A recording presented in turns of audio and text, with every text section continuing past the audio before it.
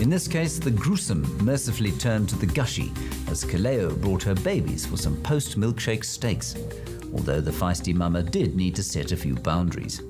And the two cubs we have not been seeing for like a month plus, and I think they might begin to 2 months. They are being brought to the pride, and it's the very first time Kaleo has introduced her cubs. Let us spare a thought for the gormless buffalo, who was probably enjoying the balmy afternoon just before a collective ton of tawny death launched out of the red oat grass. And this week's winner of 2,000 rands worth of rugged clothing is this person. Well done. Well, that was another fine week in the wild, full of summer thunderheads in the south and the onset of the long golden grass season up north. In keeping with this week's monologue on the various descendants of the African wild cat, I leave you with this perler from Garrison Keelior, whoever the hell he was. Cats are intended to teach us that not everything in nature has a function. See you next time.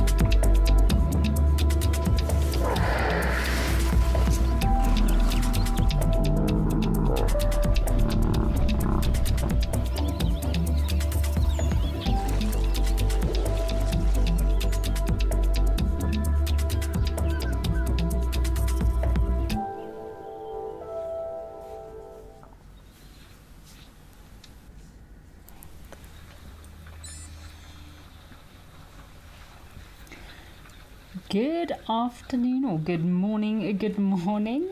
I hope that everyone is having a lovely weekend so far. We have started our day at Live at the Waterhole over in Old Donyo in Kenya. My name is Kerry Dupree and I'm very excited to be with you this morning to enjoy all these wildlife sightings that we have waiting for us. Seems like a very busy morning already. We've got lots of elephants, some elephant bulls that have come down for a drink, and some giraffe patiently waiting for the opportunity to come down and also have a drink at the waterhole. Please don't forget that this is a live and interactive experience, so feel free to send through those questions and comments. We are dying to hear from you. I might pop through a few questions for our viewers as well this morning to see what might be your favorite sighting of the week. It has been quite a busy week here live at the Waterhole, I believe. There's been lots of action, lots of activity.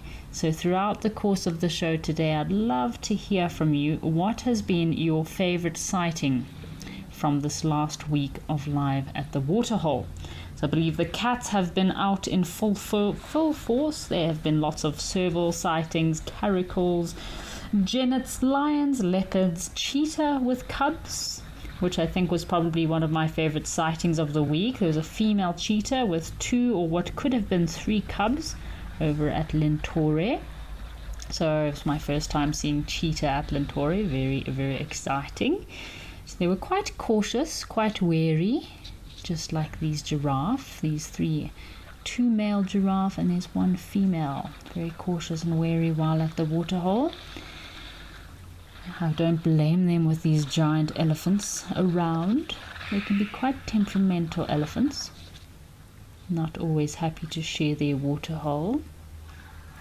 So besides all of our cats that we've had this last week, we've also had owls. The owls have been out and about. There's been quite a few interesting owl sightings. One being there was a genet that came to check out. It could have been a Verreaux's eagle owl at Lentore. Or giant eagle eye. I wasn't able to see it quite clearly, but while this owl was down at the water having a drink, there was a little genet that came down to inspect the owl.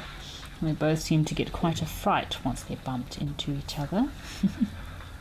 Always interesting to see these intra-species interactions at the waterholes.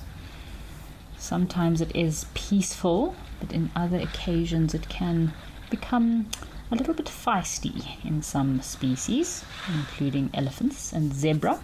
They don't always like to share their waterholes with other animals. Shame, this poor female giraffe is really thirsty. She really wants to come down for a drink, but with these big elephants, these big elephant bullies around, they can be quite boisterous.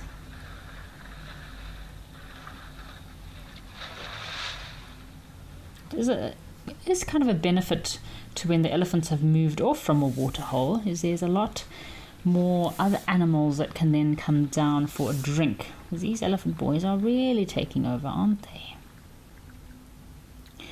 So Tracy says, hello Kerry, great to have you back. Thank you, Tracy. It's great to be back today, especially on a lovely sunny Saturday, I must say. The last 3-4 days in Johannesburg, it has been raining almost non-stop most of the day, or drizzling, or terrible weather. I have not been able to go and run until this morning, so I was rather excited when I woke up, and it was a beautiful sunny Saturday. I just went out for a run, and it was marvelous. So nice to have the sun out. We've had a lot of rain in Gauteng the last 2 weeks or so. I know we are deep into our rainy season in southern Africa at the moment. Even here in Kenya, Donyo, it is looking nice, lush and green. It's definitely quite a change from the dry season, so it is really amazing to, as we link through all these different locations, we really get to see how the scenery has changed. I mean, about a month ago, most of our locations were dry, very barren, dusty. Our waterholes were kind of starting to dry up as well. Animals start to become a lot thinner, get put under pressure during these dry months, and once the rain arrives, it is now just like an all-you-can-eat buffet for the animals. The animals are also happy. They've survived the long dry season, and now it is the time of lots of food availability. Christmas season, not just for us humans, but for the animals as well in southern Africa. It's definitely the time of plenty. It's not as hard for these elephants, for example, to get food and get water. In the dry season, you generally don't have much vegetation around the pans and waterholes, so elephants have to travel very far distances. Elephants and most animals will have to travel quite extensive distances in order to get some food. So it's great that these elephants now have a lot of food available to them. So another one of my highlights for the week was also there was an African wildcat spotted at Lentore. So very exciting to see African wildcats. I've only ever seen an African wildcat once in the wild. I'd love to hear from our viewers if any other viewers have seen African wildcat before, but I've only seen an African wildcat once, so they're very rare to see them. And of course, another one of my weekly highlights from live at the waterhole has been there was an elephant that had a very itchy head and ear, and he was scrubbing and rubbing himself and struggling with a lot of itchiness. So please feel free to send through your highlight from the week. I'd love to hear what your top sighting was from this last week live at the waterhole. So we have some comments coming through. Joyce Brown has said, "Morning, Kerry. Is it likely for the elephants to attack the giraffe?" So Joyce Brown, good question. We were chatting earlier about waterhole bullies and waterhole hoggers. And elephants and zebra are two species that generally tend to be quite aggressive at waterholes. Or if you are in the Hyde, Zimbabwe, we've got our hippo at the Hyde called Moto Moto, which means fire fire. He's also a bit of a grumpy fella. Also likes to chase other animals away from the waterhole. So yes, elephants can be quite aggressive towards other animals. They like to take their time, take their space. So other animals generally have to wait their turn to have a drink at the waterhole, especially when there are elephants around. Jive Bunny, thanks for your comment, Jive Bunny. Jive Bunny says there was a lovely lion pride at Nguma overnight. Oh yes, Jive Bunny, I did see some lion footage. I wasn't too sure where they were. I think there was a lioness with some cubs, so great to see some lions. And I think there was one male lions actually spotted this last week as well. So there was, if you have a look on the Africam Instagram page, they've done a lovely recap of this last week and all the different sightings. But obviously with these videos it's difficult to tell where some of them are. I think it might have been Lentore, but very excited to get lots of cat activity. Dive Bunny says, nice to have you hosting, Kerry, from a grey, wet UK. Dive Bunny, the last couple of days I feel exactly how you feel in the UK with the weather in Johannesburg. It has been doomy, gloomy. I mean, I think on, when was it? On Wednesday morning, I was up quite early, and the colour in the sky did not change from 4:30 in the morning until about 8:30 in the morning. It was just dark and grey, clouds, drizzle. It has been rather miserable weather. So we're glad we've got some good weather this Saturday, and also great for the rugby. I know there's a big rugby game, Springbok playing Wales if I'm not mistaken, so I hope everyone enjoys the rugby coming up later. Sarah has sent through a question. Do you track the elephant population at Oldonyo? So Sarah, I wouldn't say we track the elephant population. I'm sure in this area, definitely in all national parks, elephant populations are monitored. So normally that will entail a yearly game count, whereby all the animals are recorded and counted. Obviously, it is difficult to count these individuals. I mean, elephants, like these big bulls, can move quite far distances, so it is not an accurate count. But yes, all animals throughout Africa are monitored every year. But of course, here live at the waterhole, there are some special tuskers that do come down if we're lucky to see them. It's always great to see these big tuskers, like 1 ton, and there's a few other very large individuals that come down to the waterhole that we do kind of monitor and keep an eye on. So Jive Bunny says, an elephant impaled a giraffe here. Wow, okay, lots of action. So wow, at Oldonyo Waterhole. Apparently, yeah, video. Sorry, I can't quite catch this whole comment here, but yeah, interesting about an elephant impaled a giraffe. I'm not surprised to hear that, Jive Bunny. Elephants, as I mentioned, especially elephant bulls in Musk, they are a lot less tolerant of other species being around them. I wonder if that poor elephant actually survived, Jive Bunny. I'd love to hear from you. Penelope Kenyon, thank you for joining us. Penelope Kenyon is joining us for her refill of Live at the Waterhole. So I'm glad that you have maybe been away for some time, Penelope Kenyon, but it's always good to have you back with us. Apparently, Penelope Kenyon says that they are getting rain in Hartenbos. Even though it is not your rainy season, you are welcoming these rains. Yeah, it's very unusual. The rainy seasons seem to be shifting and changing every year. Early rains, late rains, rains in areas you might not necessarily receive rain for. It's all part of climate change, global warming, the shifting of the weather. Yeah, definitely don't always know what to expect with the rainfall. So Anna has sent her a comment. Are males more likely to be tuskers than females? So Anna, very good question. And until recently, I thought that you only had tusker elephant males, but apparently there are a few very big tusker elephant females, especially in places like Tsavo and Baseli. There are some female elephants that have quite impressive tusks. I was rather shocked when I learned this information, and that's why I love the show Live at the Waterhole, being involved with Wild Earth, because we learn so much. There's so many viewers out there that also send through comments on information. I mean, it's sometimes difficult for us guides to know everything.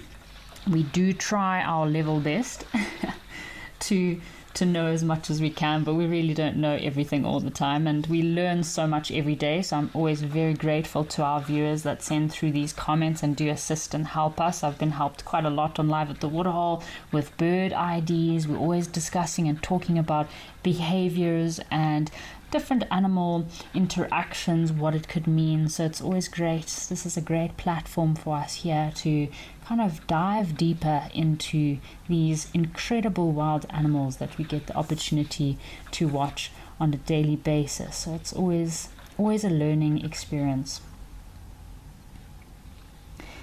Anton Lion Pride, thank you for your comment. Anton says, hello Kerry, welcome back. I was just curious to find out if you get flocks of wild ring-necked parakeets in the Mara. Anton Lion Pride, I did not see these flocks of wild ring-necked parakeets in the Mara. But if I'm not mistaken, they do move through the Masai Mara. There are some particular areas, I would guess probably further up, maybe in the north, closer to Laikipia, might be a more probable chance of seeing these ring-necked parakeets. I actually saw some parakeets here in Johannesburg the other day. I think they are individuals that I don't think they are native. I think they were actually released, but there's some areas in Pretoria, Randburg. I play a lot of hockey here in Johannesburg, so I end up traveling around a bit for hockey, and in Rand Park, Ridge area, Randburg, Pretoria, there's some areas where we get some African Indian ringnecks. So rather interesting. And parakeets, I think I saw a parakeet in Johannesburg yesterday, so it's amazing what birding you can find out and about, even in places you might not expect to see any birds. Always have to keep your eyes peeled. Never know what might surprise us out there. Just like right now, I am praying that we have some secretary birds come to visit. I haven't seen the secretary birds here over in Oldonyo for quite some time, so I'd love to see the pair of secretary birds that occur in this area. It'd be lovely. Nice pair of secretary birds on a Saturday. So Jessie is asking, when is your next Mara trip? Oh, Jessie, I am not too sure. I am waiting to hear from Mr. James Henry. I hope sometime soon, but for now, my next stint with Wild Earth will probably be in March next year, if not sooner. I always hope for as much time as I can spend out on the locations there as possible. But my next stint is in March in Sandringham, and who knows, something might pop up sooner. Always have been missing Mabulla. Lots happening at Mabulla, especially with those cheetah. There's a whole bunch of new cheetah at Mabulla. They've got 4 cheetah at the moment, 2 females, 2 males, and the newest addition to the Mabulla family, the female that was recently released, has been mating with the 2 males. So maybe in 90 days, or 80 days probably from now, in the next 2 months or so, there might be some little baby cheetah at Mabulla. How exciting would that be? Some little cheetah running around Mabulla. That would definitely make for an exciting game drive, finding some cheetah at Mabulla. I know Amy is there at the moment. There's been lots happening at Mabulla, or lots of activity. Amy has good luck with the aardwolf at Mabulla. I think she got a really cool sighting the other day of the aardwolf using a latrine, marking its territory. So yeah, Amy and Eric, I think they've got some really good aardwolf luck. Amy and Eric have had amazing sightings of aardwolves there. I've also had some pretty good sightings on a few of my stints, but Amy and Eric have, they know, I think they got some lucky aardwolf socks or something. It's always great to see what's happening at the different locations. So lots of leopard activity. I've seen Tim over in Nkewa. Oh, have a look here. We were just talking about this aggressive behavior. This elephant bull is not happy for the zebra to be coming down to his waterhole. He's asserting his dominance, showing his impressive size. So Tim, who's based at Nkewa, where I was based from, I see he's had some amazing leopard sightings with Laluka and Laluka's little cub, or sub-adult cub. It's really awesome to see that he's found some new leopards, so really excited about that. Yeah, great that they've had some awesome sightings. Of course, David has had lots of lion sightings. It seems like the cats have been all around. Everyone, there's just leopards, lions, cheetah, left, right, and center. So it's a great time of year for these predators. Even though it's the green season, sometimes in the green season, the sightings might not be so great, but seems like the cats are out and about. Oliver has sent through a comment saying we had a secretary bird in Mabula 2 days ago. So Oliver, thank you for your comment. Yes, there is one secretary bird that does roam around the open grasslands of Mabula. I think I've seen it on 2 occasions. Normally hangs out in the nice open grassland area just directly west of the camp that we stay at.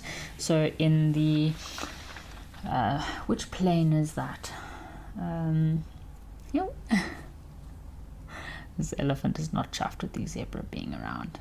So it's in the Manikamp plain, the camp that we stay in. It used to be known as Manikamp or Manikamp area, and that's the area that the secretary bird normally frequents, as well as sometimes a brown snake eagle.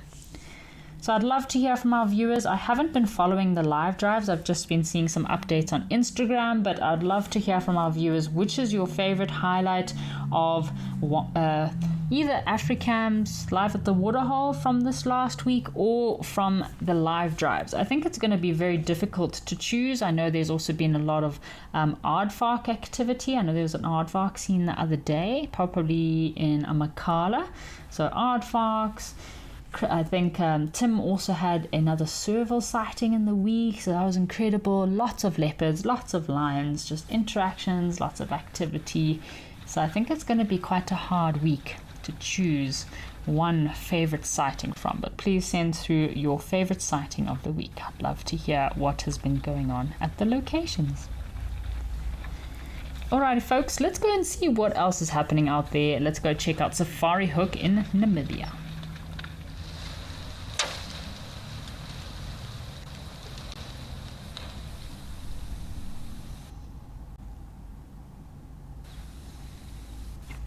Alrighty. Wow, it's been quite a while since I've seen Safari Hook. As we spoke about earlier, you can see the difference in the habitat here. It's shame Namibia has not received their rainfalls as of yet. So in southern Africa and in East Africa, obviously East Africa's in their short rainy season, and then of course in southern Africa we are in our rainy season, but Namibia has not quite received their rains yet. It's very dry, very barren. You can see all these whirlwinds picking up the sand and the dust. Trees are looking very bare, not much grass. And we've got some ducks here, which I am not too sure what these ducks are. Could be teals of some sort. I think I do remember seeing teals in Namibia when I was there. And our springbok. 2 springbok that have come down for a drink. Shame they still need to wait quite a bit to receive some rainfall here in Namibia. So the average rainfall in Namibia in some areas is ridiculously low. I mean, the rainfall in Namibia per year, when I traveled to Namibia last year, they said they had less than 200 mils of rain in a year. So to give you an example of how little that is, when I was in West Africa, I once had 260 mils of rain in 48 hours, which is the whole annual rainfall for Namibia for the whole year. So yeah, this area is very adapted to more desert type of habitat. A lot of the animals here are very much accustomed and acclimatized to surviving longer periods without water and having less nutritious food. Timothy is asking, are the elephants more controllers of the waterholes or are the giraffes? It seems a bit uncomfortable for both. So Timothy, in the animal kingdom, elephants are like big bullies. They're like big bodybuilder bullies. They like to bully the rest of the animals around. So I'd say elephants are definitely kind of top of the animal hierarchy or herbivore hierarchy when it comes to drinking at a waterhole. Oh, there's an oryx. Hello. Lovely to see an oryx coming down. Shame. Imagine how far these animals have to walk in these dry areas in order to get to some water. So oryx, springbok, it's amazing how they can go for very long periods, days, without having water at all. So oryx are quite interesting in that they have adapted a method of getting water from their food in case they haven't had water for a long period of time. So oryx can go for even up to a week without water, and how they substitute their bodies or diet in order to receive more water is oryx have been known for digging up roots, shoots and tubers which contain a lot of water, and that's how they are able to go for such long periods of time without drinking. I'm Ralph, and I'm taking you to Sibuya Game Reserve, which is one of the only game reserves in Southern Africa accessed only by boat. We'll stay at the luxury forest camp overlooking the Kariga River with an abundance of bird life and animals grazing on the opposite bank. Luxury tented suites set in a riverine forest offers the perfect place for privacy and comfort. Join me on Sibuya and let's experience it together.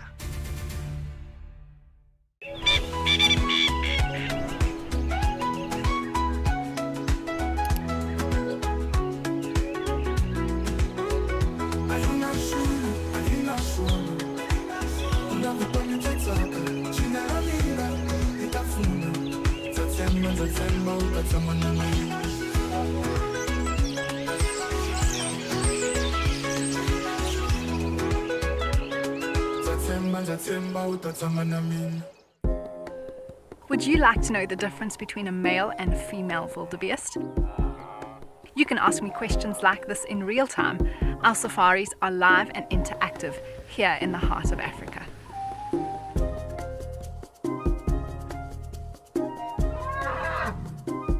Join me on Safari Live and connect with nature.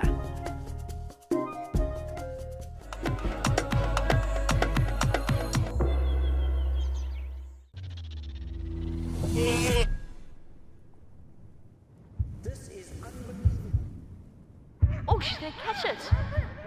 Come on, Tommy! Watch this, we're about to see a kill.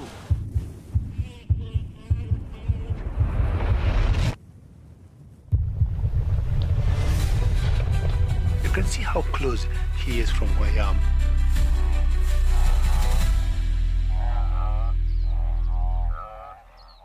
If you love watching Wild Earth, here's a little tip. Become a member. You can gain access to the channel ad-free, you can rewind and re-watch sightings, and you can join our Tuesday live safaris. There's also behind the scenes videos, fireside chats, and every Safari Live episode, whenever you want it. It's just a better way to stay connected to nature.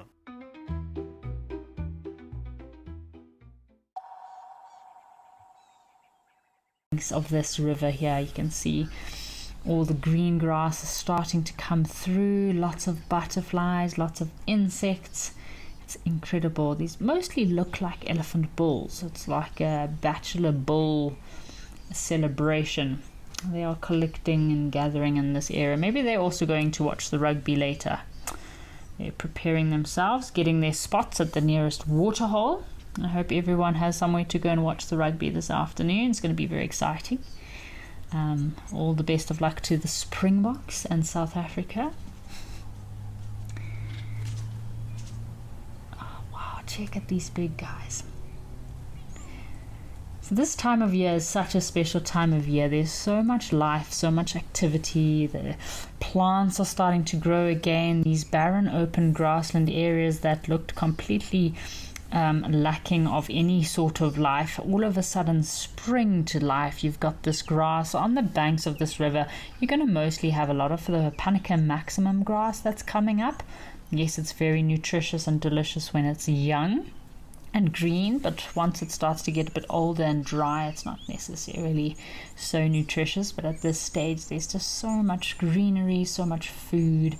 Everything is happy. Look at these two elephant bulls. They're having a bit of a bonding moment. Bonding between the bulls.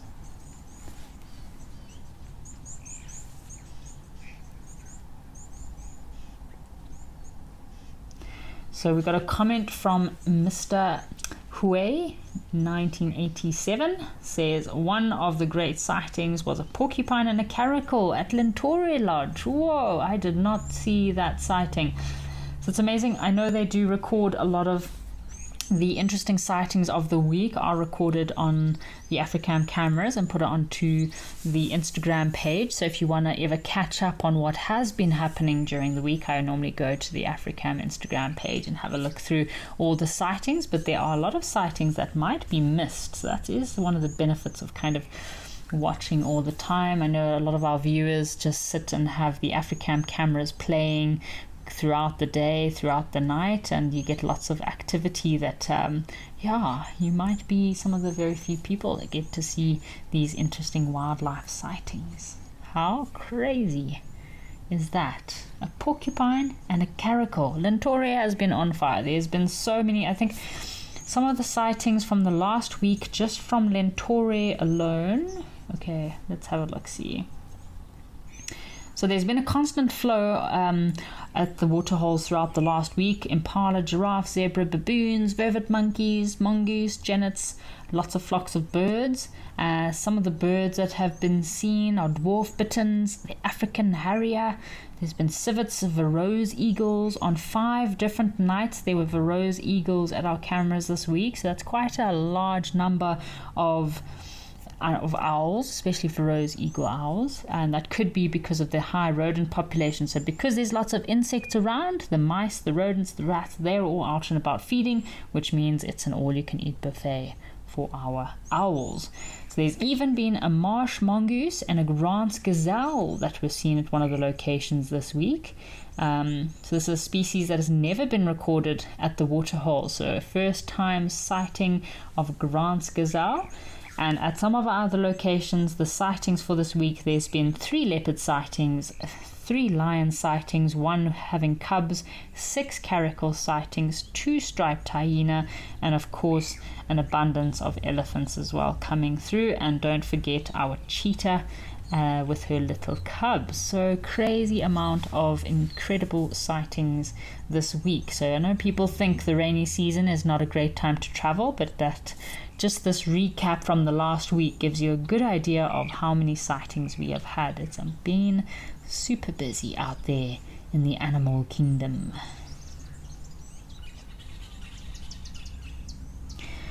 So Ansi has sent through her comment from Hartenbos. The highlight for Ansi was the warthogs feeding on their knees.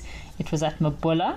It is a normal behavior, or she's asking, is it a normal behavior for them? So Ansi, yes. So during the rainy season, like now, when there is a lot of grass, or I'd say more in December, January, it's quite interesting how warthogs don't actually go onto their haunches that often, because the grass is basically at their muzzle level anyways.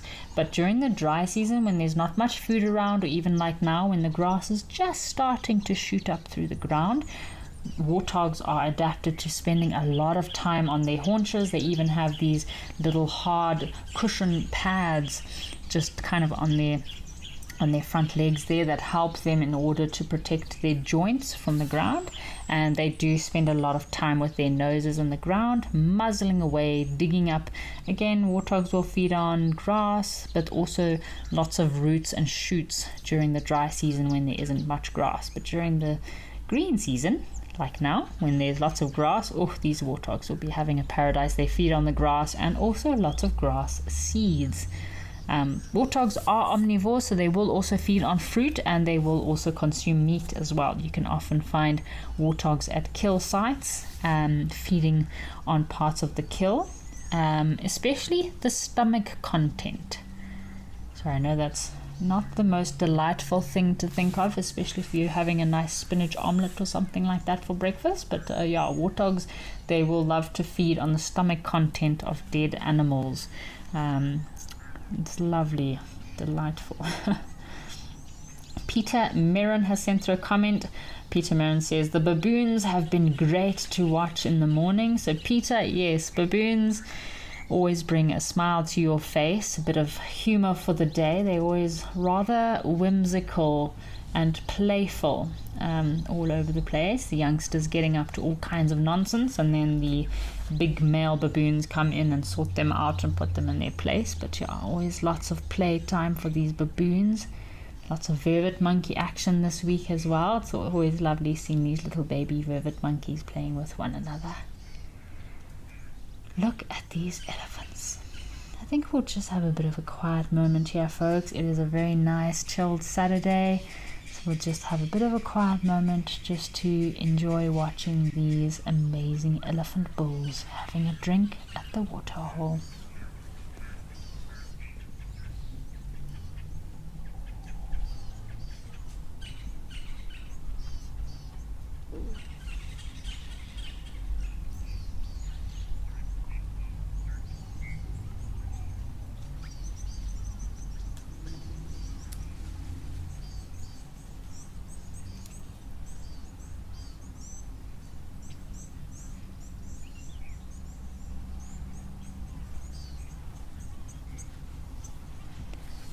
Alrighty folks, let's head across to Lentor, which has been one of the highlight locations of the week.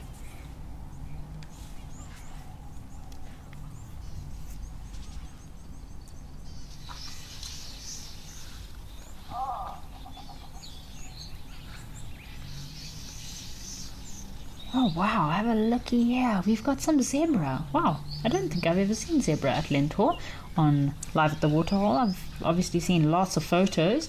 I do follow quite a few photographers and quite a few lodges in the area that I get lots of photos from this waterhole. It's amazing to see the photos that people are getting from this hide, especially at night.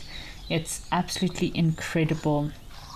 That amazing photo of a leopard coming down to drink, lots of reflections. It's really a very, very special place to come and sit and spend some time. I think Lentor is a hide that I could probably sit here for days and just wait and watch. Oh, we've got a baboon coming in the background. Oh yeah, a few baboons coming to join us at the waterhole today.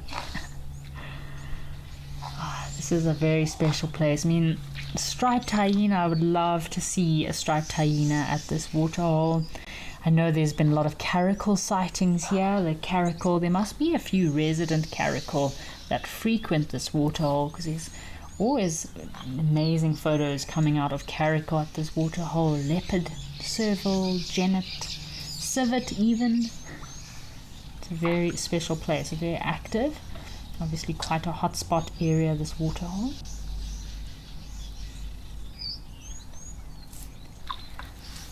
But it's a normal sized group of zebra. So this female on the far left, she looks rather round, rather pregnant. This is the male, second from the right, and then there's a young little filly. Also, yes, young little zebra, very curious little thing. And of course, we will not forget about our cheetah here at Lentor. Very cool sighting of a cheetah with some cubs earlier in the week. I've never seen cheetah here before, so yeah, amazing to have some cheetah coming to visit. They were quite thin individuals, but again, different. I feel like you can have the same species in different areas, but depending on food availability, that definitely does determine their body size and body weight. They can be the same species, but might be a little bit thinner than what we're used to because of maybe not so much abundance of food. So James Hatham is asking, do elephant herd sizes depend on available resources? So James, very good question. Yeah, I would say available food sources, but also the time of the year. For me, the time of the year also very much determines the elephant herd sizes. So I'm going to give you a great example of a natural habitat. So for me, again, in South Africa, it's a bit different because a lot of these reserves in South Africa might be fenced, but a very good example is Wangi National Park, which is actually one of the largest national parks in Africa. It is the same size as New Jersey. It is an incredibly large national park, and it joins with Botswana and links up to the Chobe National Park. So there's a massive area where animals can just move freely between the two countries.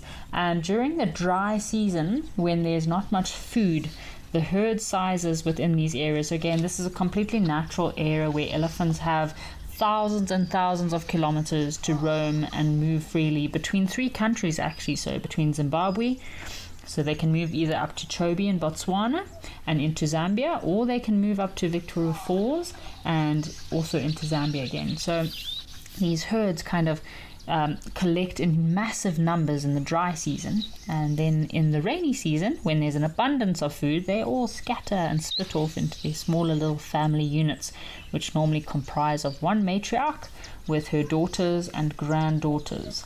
So the herd sizes will then get a lot smaller, but generally you'll have between 5 to 20, 30 individuals can be within one herd. But in the dry season, my goodness, the largest herd in Zimbabwe that we have is the presidential herd, which has been recorded to be over 300 individuals within that herd at one time. But again, only during the dry season. Hello, zebra. You're giving us a last little show before you go off. Alrighty folks, as our zebra have disappeared, let us do the same thing and go and check out one of our other locations out there.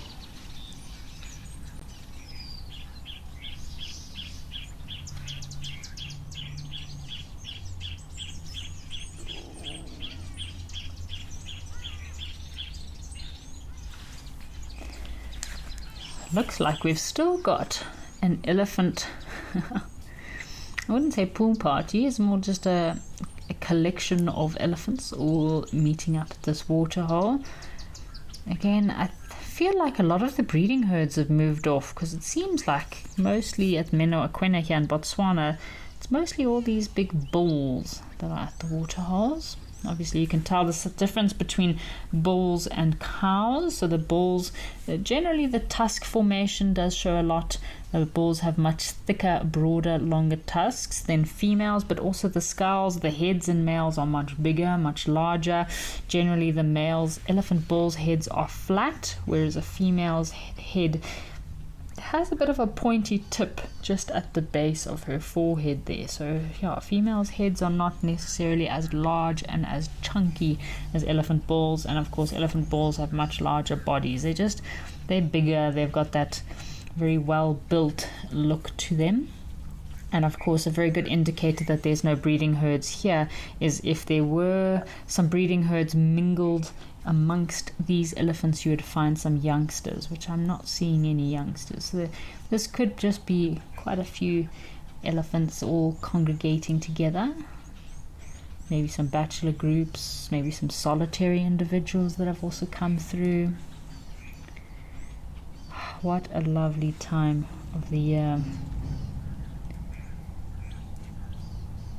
Again, we were just talking about the elephant herd sizes and movement of elephants. Again, these elephants here at Emojis, some of these elephants could move through to Zimbabwe, could move through to Zambia. So it's amazing where you have these natural corridors for elephants to move freely.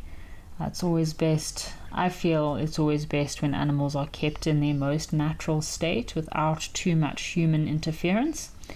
But it is interesting, even in areas where you have elephants that have cities and towns in between. Like I know South Africa has been really great with modifying and adapting certain environments to accommodate elephants moving and elephant passageways. So like in KwaZulu-Natal, there's some areas where elephants have taught themselves how to move under bridges or underpasses, under highways, which is a safe way for them to move from one area to the next without causing too much disturbance or also getting themselves in trouble on the highways. But yeah, it's incredible how, and then from one generation to the next, so all it takes is one individual to be brave enough to do something different, and then they teach others, and that's how they learn from one another. They're super highly intelligent creatures, a lot more intelligent than I think we give them credit for.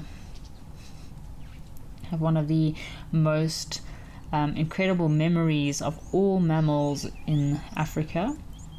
They can remember every pathway they've moved on, places they've been that might not be safe areas, feeding zones, different individuals, and that's why elephants, they do mourn the death of a fellow friend or a fellow family member that might have passed. They can remember these individuals, which does show a higher form of intelligence within these creatures.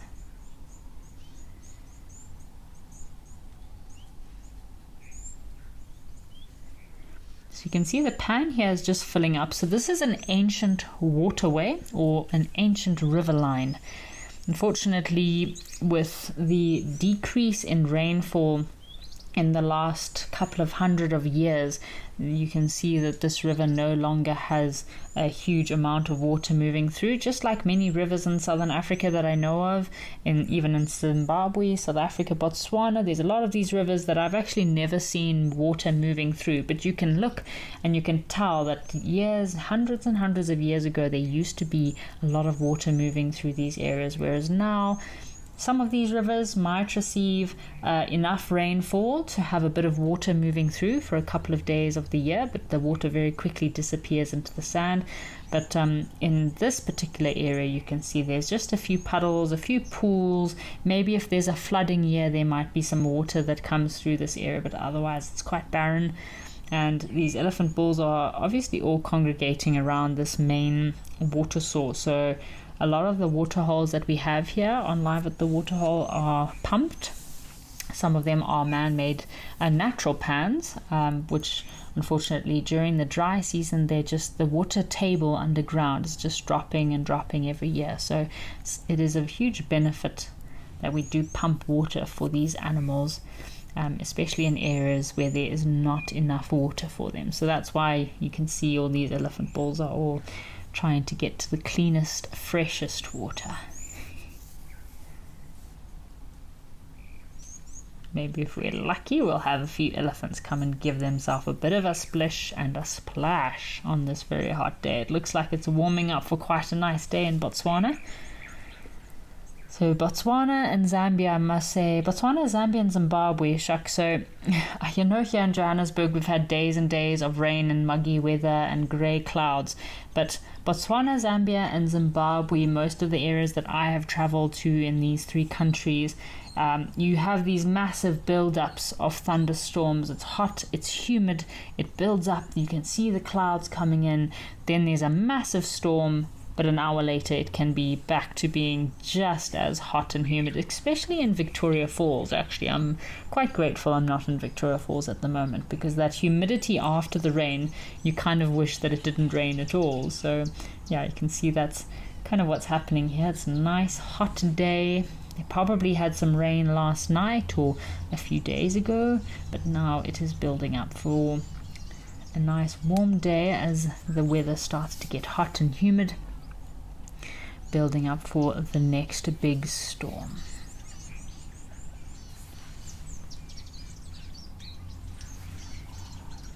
I wonder if this elephant is going to go and have a swim, if he's going to go down or if he's just moving through this pan.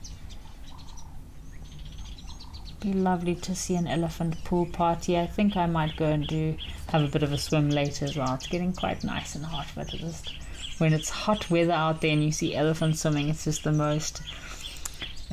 lovely to watch.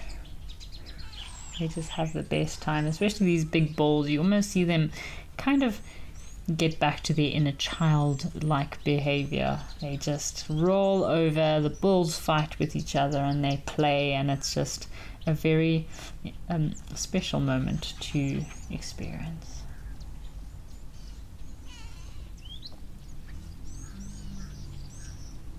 As I'm looking at this grass coming up, I'm imagining all the lilies. Alrighty folks, well, let's head back to Oldonyo and see if anyone else has come down to the waterhole.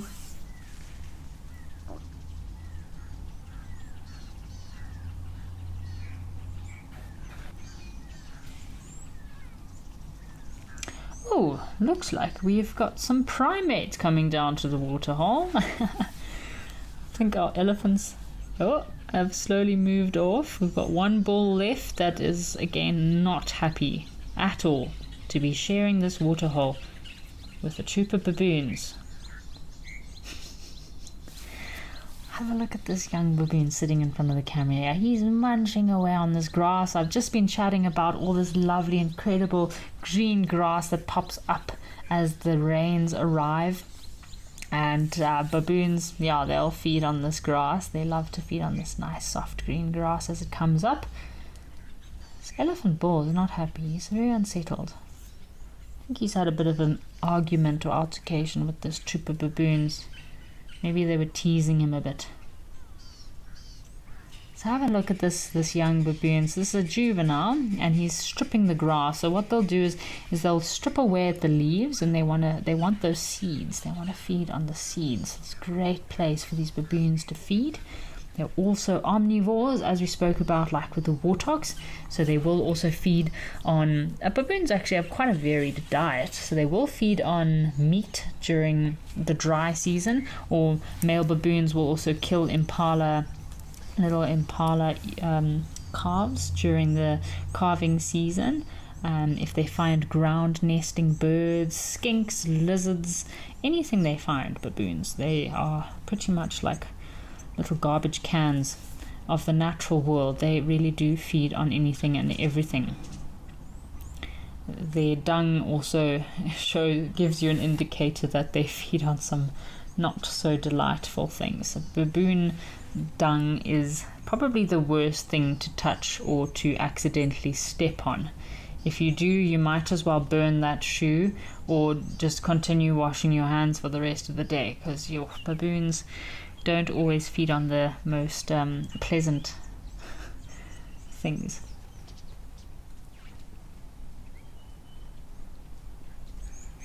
Obviously these baboons, they are bipedal, so they can walk on their back legs, but they'll mostly be walking on all fours. They're very similar to us humans. Have a look at those hands of theirs. So they use those hands in order to help them feed, help them strip plants, help them remove shells. They'll also feed on insects, grubs, anything that they can find while foraging, moving through these open areas. So it makes them quite dexterous. Oh, we have another giraffe that has come back, trying to take a chance to come for a drink. But this elephant bull seems a bit uneasy. He's rather unsettled. Look at his ears. He's had his ears out. He's not drinking, but he keeps shaking his head from side to side. What a lovely scene this is. And as I suspected, this elephant is not happy with the giraffe being around. Just gave him a bit of a rev.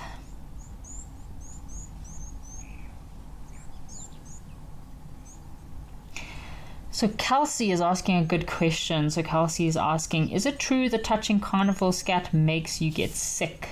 So Kelsey, us guards, while we're out and about in the bush, we often touch and pick up scat from many different creatures, but mostly herbivores. I trust herbivore scat is normally trustable, but anything that feeds on meat, so anything that's omnivorous, warthogs, baboons, bush pigs, your predators, your cats, generally we try to always stay away from those type of scats. I would never touch a scat from a predator, and it might not, again, there's a lot more bacteria in their scat, so if you're a little bit of a germaphobe, I would definitely recommend not touching predator scat. Baboon scat, as I mentioned, it stays with you for longer than you would hope.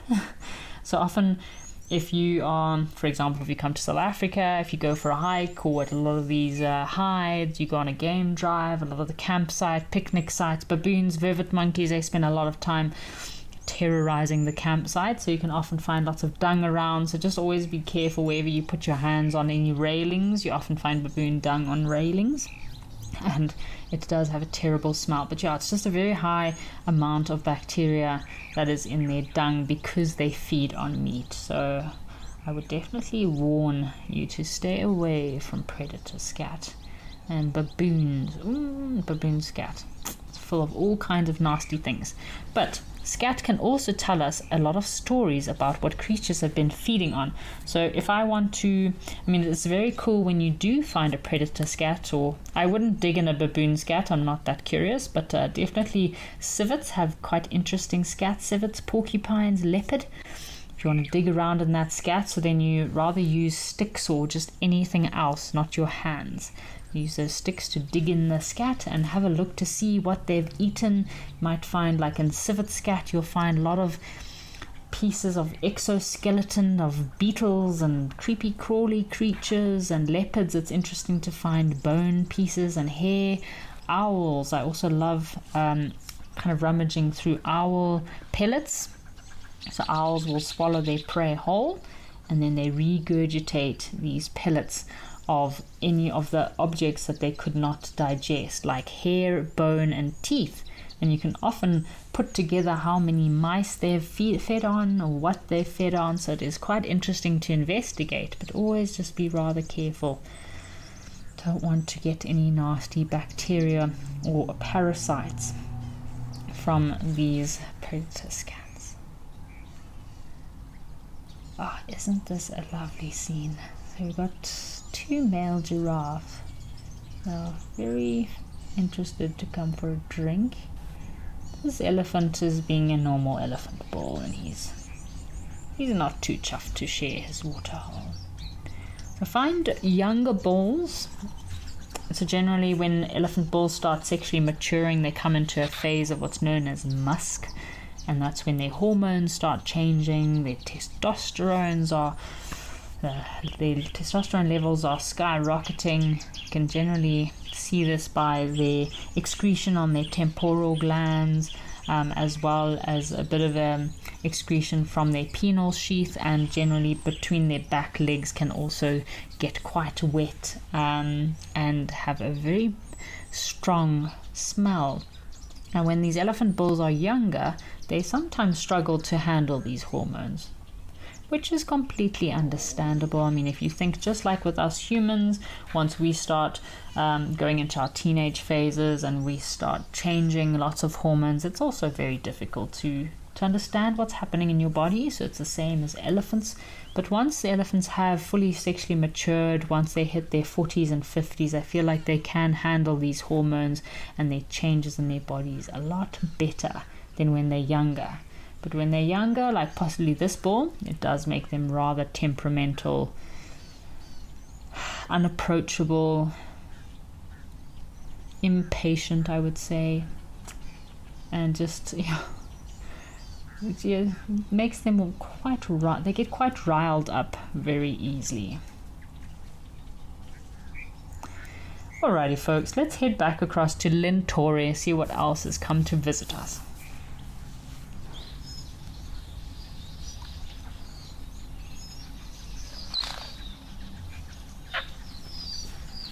Ooh, we had a little firefinch. It was very brief, very quick, but it could have been a little African firefinch that just was at the waterhole having a drink. A lot of these smaller birds. We're going to pray that they're going to come back. A lot of these smaller birds, when coming to a waterhole, they're very vulnerable to being picked off by predators. So they'll generally come... Oh, it looks like we've got some baboons, and we had a bee down by the water. Wow, you can see this waterhole is super busy. It's lots of activity. I'd love to explore this water's edge, see what tracks you can find. Man, if you could find that African wildcat, oh, that would be great. Amazing to see. But we've got our baboon. There's a male baboon here. And I think these baboons that live in this area, so probably a few troops of baboons that are resident in this area. I think there's a lot of politics within these groups, because I've seen some baboons here at Lintore with some quite nasty injuries that I've never seen before. One individual looked like it was missing part of its upper lip, probably in a fight with another individual, and got its upper lip ripped off. Baboons have very, very long incisors, especially the males, very strong teeth, very formidable little weapons for fighting with one another. So yeah, you'll find this in certain areas if there's large troops or troops with a lot of politics or family dynamics. Fighting is something that does happen quite frequently. So this is a perfect little landing zone, I would say, for our small waxbills or firefinches that come down to this waterhole. Because of all the birds of prey out there, when these little birds come down to the water's edge, they often get taken by your medium-sized raptors, like shikras, your sparrowhawks, your lizard buzzards, any of these medium-sized raptors that sit very quiet and patiently up in the trees. You will not know they're there. And the minute there's a flock of smaller birds down at the waterhole, they'll take a chance to get a free meal. Whoa. Something has made these baboons a bit cautious. Maybe if we're like it's a predator. Wouldn't it be awesome to see a leopard right now? I know leopards, there's a theory that leopards love feeding on baboons. I won't say leopards love feeding on baboons. It's not their first preference of a meal, but they are opportunistic leopards, and if they have a chance to catch a baboon, which is quite an easy meal for them, they will go for it. Oh, have a look. Our firefinches have come back. They are very brave. This side of the waterhole, they don't have much protection, but let's hope that they will have a good drink in peace. I think these could be the African firefinches because of that bright red color. Wow. They occur in small little flocks. Oh, and no, looks like we've got a grenadier. Oh no, a blue-cheeked, red-cheeked cordon bleu could be, although this one does not have red cheeks. It could be maybe a juvenile or a female. Wow, look at these brightly colored birds. Isn't that amazing?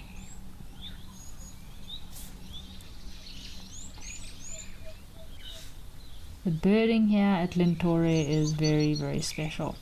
So in these firefinches you can see the males are very bright.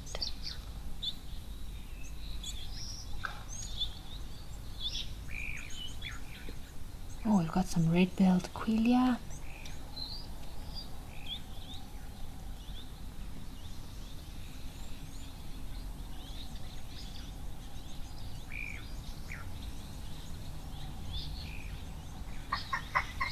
I think these are actually the red-billed firefinches, folks, not the African firefinch. As I mentioned, the males are a lot darker, more prominent in their colour. Oh, looks like we've also got a weaver. We had some red-billed queleas coming down. Very excited that these birds came back down for a drink. I think because something frightened the baboons off, then that made them feel a little bit more comfortable to come down for a drink. They're normally quite skittish, nervous little birds. So this will be a female red-billed firefinch. So they are seed eaters found across most of sub-Saharan Africa. And the females are more prominent in brown with just a little red patch on their rump and a little bit of red on their face. They've got a few little white dots if you have a look just on the flanks here, a few little white dots. Perfect prey for a lot of different species. See how they're very nervous, very cautious as they come down to drink. But once a few little birds have come down to the waterhole to drink, it almost opens the gateway for more birds to come down to have a drink. So look, we've got our female weavers. We've also got some red-billed queleas, female red-billed queleas. Oh, there's a male red-billed quelea.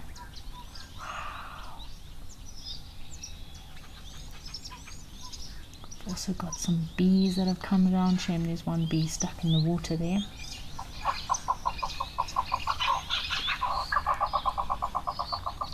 Oh, we've got some also other rather unusual birds. What are these birds? I always get surprised with the birds at Lintore. There's always some new birds that I've never seen before.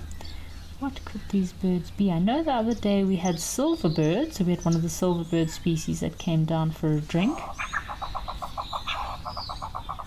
But these are also silverbirds.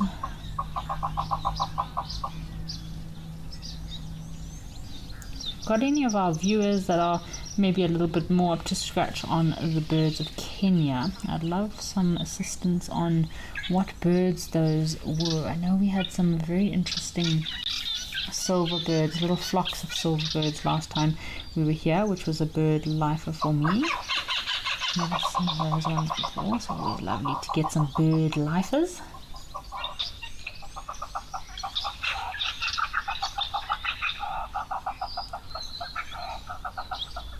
Could be the grey-headed silverbird. So that was the new bird lifer that I learned last time I was at live at the waterhole.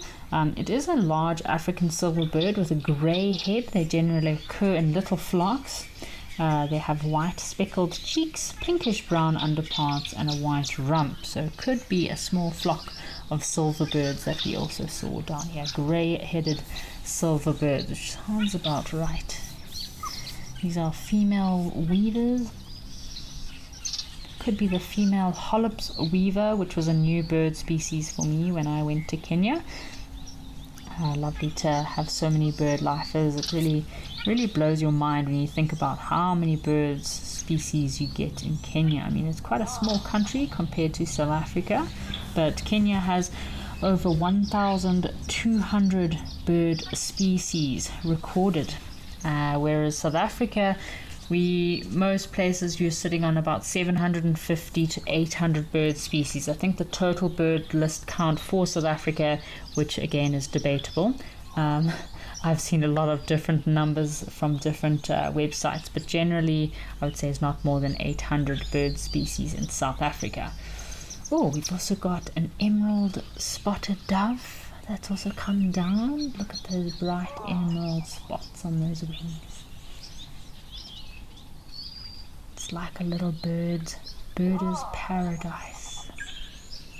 You could get some amazing photos right now if you were sitting at this hide. Perfect angle, just eye level with these birds, which is always the best angle to photograph anything. Always at eye level if possible, without disturbing your subject.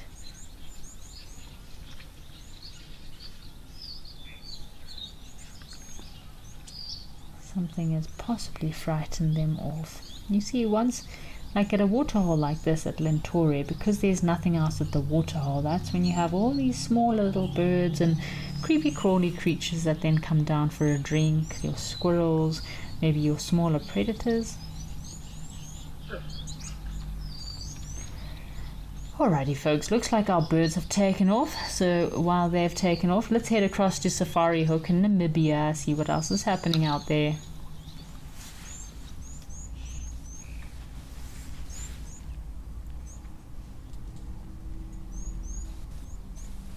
Oh, wow, I have not seen a giraffe in Safari Hook for quite some time. Lovely to see a female giraffe. And what looks like a very, very pregnant oryx. My goodness, that oryx looks like she is going to pop any day. Shame, she looks rather round. So since we were last here, we just had 1 or 2 oryx that had come to the waterhole, but looks like we've got a whole herd that's come in. They'll spend some time around the waterhole. It's not often, I mean, waterholes are quite scarce in Namibia, and some of these animals can travel many distances in order to get to water. So they'll spend quite a bit of time at this waterhole before they move off. I would love to know what our giraffe is staring at. This female giraffe is very intensely staring off into the distance. Who knows what she is looking at? So I've just had a look here in Namibia. Some of the common duck species are the African black duck, your yellow-billed duck, Cape teal, and red-billed teal. So I'm probably going to go with the red-billed teal, these 2 little birds that have been, the 2 little ducks that have been swimming around. at this waterhole. This giraffe is very concerned about something.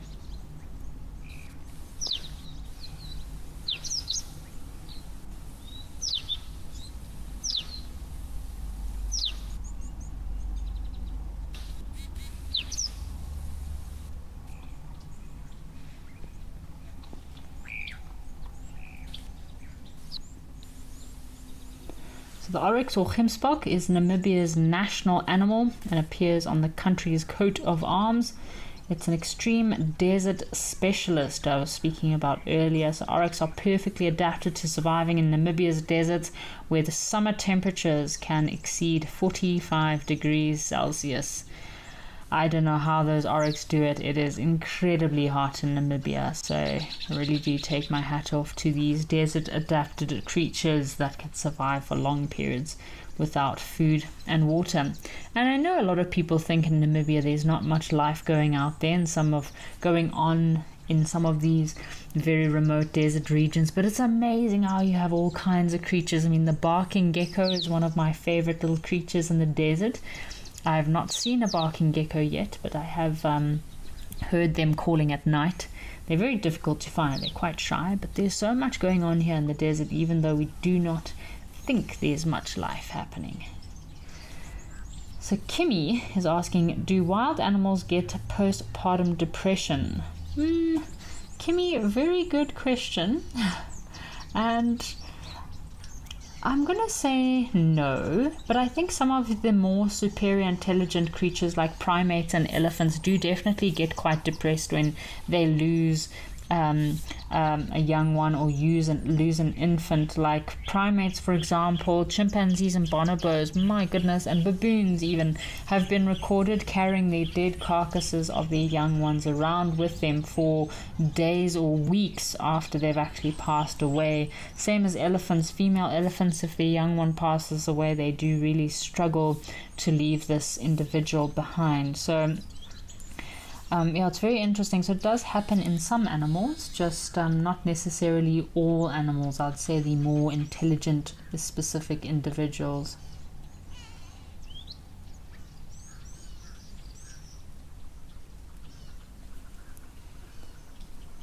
Same as we were talking about earlier with the elephants. Elephants are just amazing how they can remember individuals that have passed or individuals that they've met before. And yeah, they will mourn the death of these lost family members. So hormonal behaviors do occur within wild animals. So especially after giving birth, many mammals experience sharp hormonal shifts, for example, in their estrogen and proestrogen levels, so which can influence their behavior, sometimes in ways that resemble depressive symptoms. They might become very lethargic. They'll have reduced interest in their offspring, especially if they're a first-time mother. They might decrease in feeding. They might be withdrawn from the group. But these signs are also signs of a sick individual as well. So I've obviously worked a lot with animals, especially sick animals, and you can definitely pick it up. Alrighty folks, well, doesn't seem to be too much happening here, so let's head across to Menoakwena in Botswana.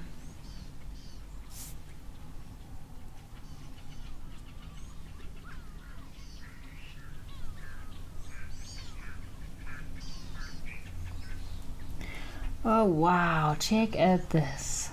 We were just talking about earlier how amazing it is this time of year, the rainy season, with all these butterflies and insects that are flying around. I love the lilies. There's lots of flowers and lilies that are popping up out of the ground. Oh, it's just such a special time of the year. These butterflies, I'm going to say, are probably some of the white-veined butterflies, or probably from the family of white-veined butterflies. There are many different types of white-veined butterflies out there, but definitely a few from this particular species are very much associated with the shepherd's tree. They need to be associated with the shepherd's tree. in order to lay their larvae so that when the caterpillars hatch they can feed on the leaves. You can spend hours watching and photographing butterflies. Very special.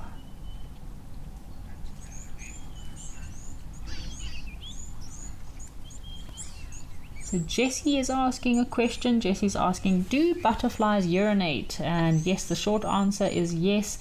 Butterflies do, well, they don't necessarily urinate like mammals. Butterflies excrete a waste, so they don't necessarily urinate like humans and animals, but this waste is their excrement. So butterflies release a liquid waste, which is not necessarily urine. It's because butterflies don't have a bladder or kidneys.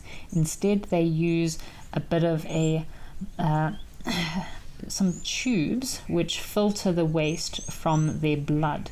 So this excretion that butterflies, because I have got photos and seen butterflies excreting a bit of a liquid. So this liquid that they excrete in little droplets, it consists of water, salts, also nitrogen waste, and lots of minerals. It's almost like a nectar that is from the food that they feed on. So the excess nectar that they are not using will be excreted in tiny little droplets. So after they feed on nectar, which is mostly water, so they'll release this excess fluid in order to stay lighter when flying. So they can often be seen as tiny little droplets falling from their abdomen.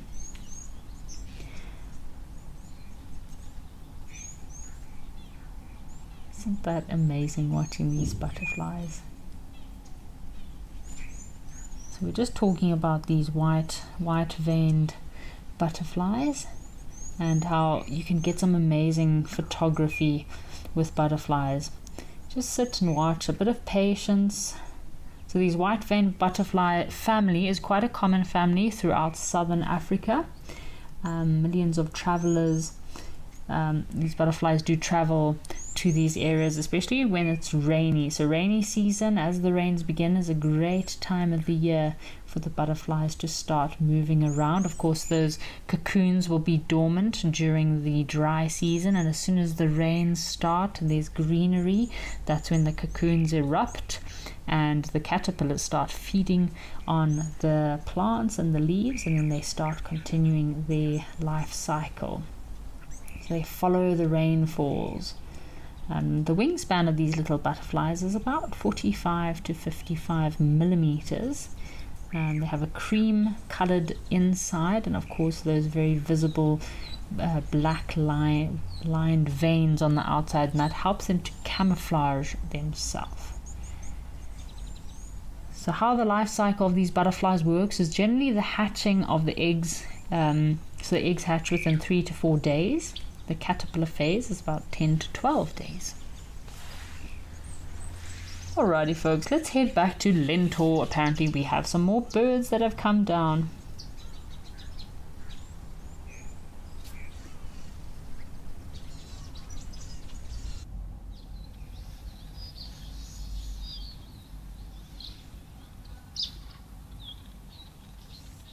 Oh, have a look what we have here, folks. That was a cutthroat finch. My goodness. How awesome to see a cutthroat finch. So we just had some red-billed waxbills earlier.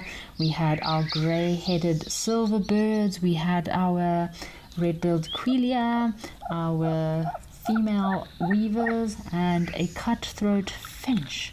Very cool to see a little cutthroat finch. It's a small finch, sandy brown overall with fine dark barring, and only the males have that bright red slash across their throat, so it looks like they've had their throat cut, which is very much suggestive in the name. The females don't have this red patch underneath their throat. They normally have very short thick bills, so very finch-like, and they are also seed eaters occurring in these savannas and semi-dry areas.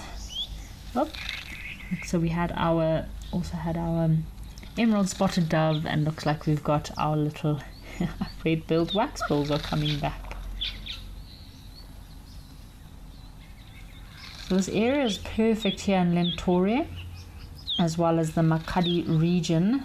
They're generally regular areas where you can find these small finch species as well as your waxbills. So around Lentoria, around this pan and waterholes, perfect habitat for these finches and waxbills. It must mean that there's adequate nesting grounds for them, because they need to have enough thickets, big bushes, in order to nest.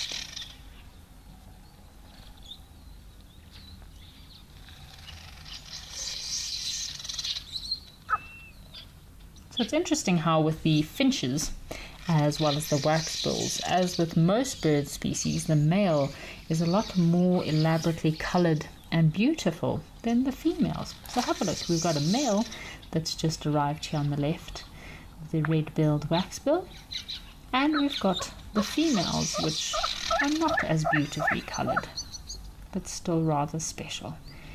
I like any birds with colour. Any birds with colour really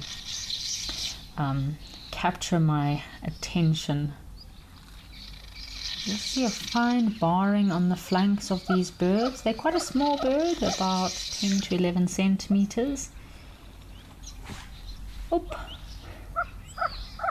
Now, as we spoke about earlier, once a few birds, small birds, come down to the waterhole, then everyone comes, and I think they're nervous to be the first ones, because normally the first birds are the ones that get taken by predators. But once they realize it's safe for them, then everyone comes down for a nice midday drink. It gets quite hot during the day, and you can imagine these birds are like busy little bees. The moment the sun is about to rise, they are already chirping and calling, and they spend their days foraging for seeds. So they spend a lot of time moving around. They're quite active. They have very fast metabolism, these tiny little birds. So they do get quite thirsty. So it's good to come for a drink. Have a look at these red-billed Crelias.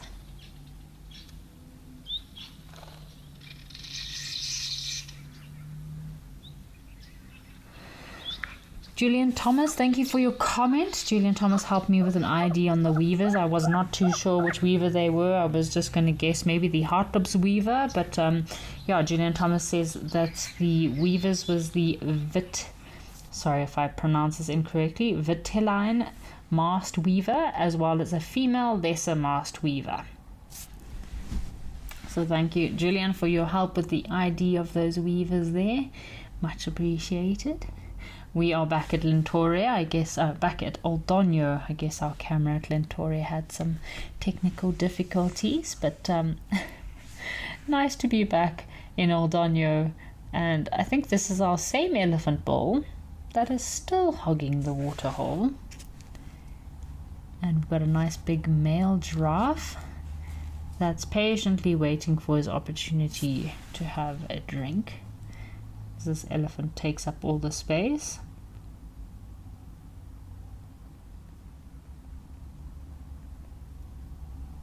A bit of a standoff here, I would say.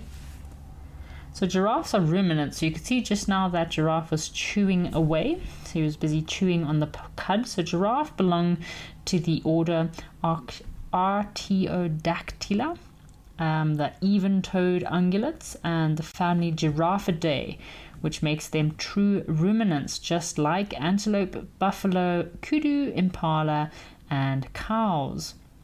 So what makes them ruminants? So giraffe have the classic four-chambered stomach.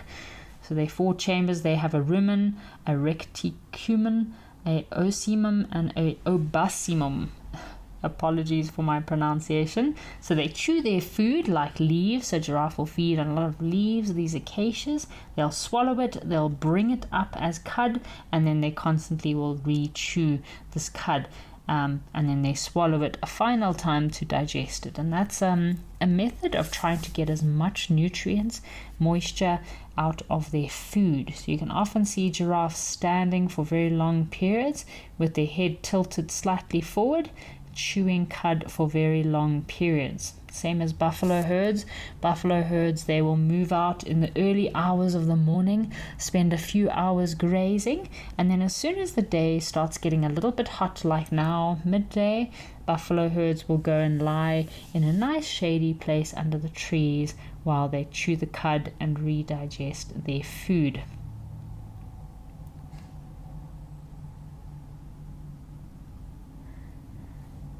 It looks like these are 3 males. So we've had lots of different kind of collections of giraffe coming down to the waterhole. When we first started the show, we had I think it was 2 males, 1 female, which have since moved off.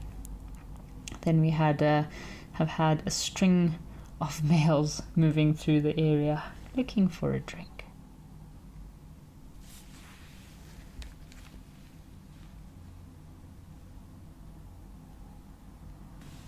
See, this big elephant bull is flapping his ears, cooling himself down. You can see it's a nice sunny day in Kenya, over in Oldonyo. It does mean it gets quite warm, quite hot. That's the way the elephants cool their bodies down. So by flapping those giant ears of theirs, not only does it create air movement, but it also helps to cool down all the blood that's circulating through all those thousands of little blood vessels behind their ears, and thus moves through their body, cool blood, and helps to cool their bodies down. This waterhole is a little bit small for elephants to have a mud bath or to use the mud to splash themselves, although if they are that hot, I'm sure they definitely will.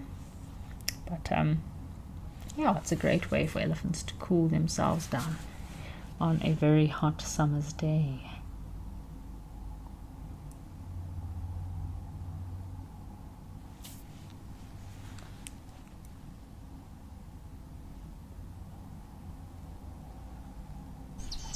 It's just lovely to have a few quiet moments as we watch these very majestic giraffe feeding, having a drink at the waterhole.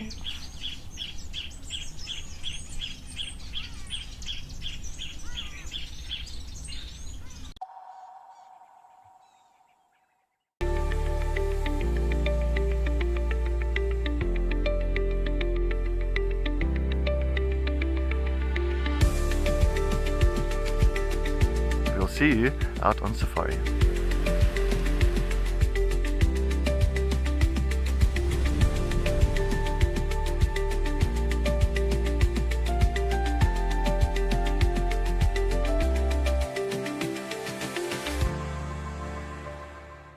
At Wild Earth, we believe every story has the power to create change. That's why we've launched the Wild Earth Impact Foundation, a non-profit dedicated to conservation and social impact. By showcasing conservation stories, we can change lives, protect nature, and empower communities. We have partnered with Empowers Africa to accept tax-deductible donations from US donors. Your donation will help fund critical programs that support our mission. Join us and be part of the change.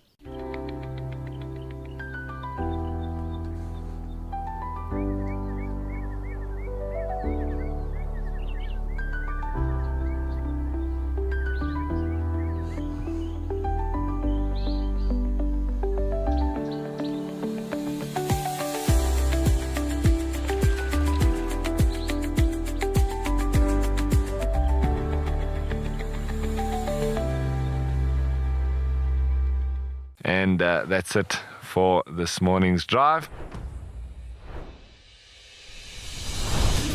She's just got an impala, everybody.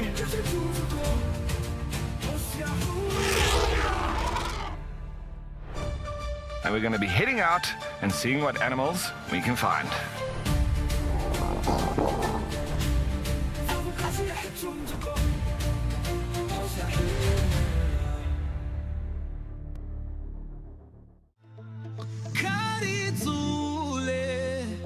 Chidzana na tsima ra ntumbuluko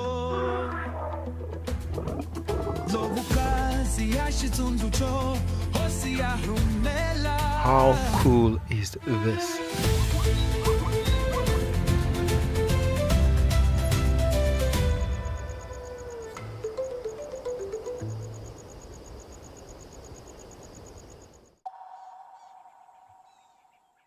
of food or vegetation in a day, which is crazy to think about it. Wow.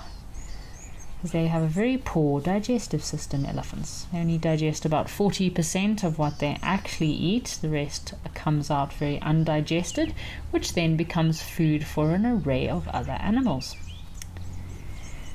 Look what we have here. We also have some zebra coming down to visit.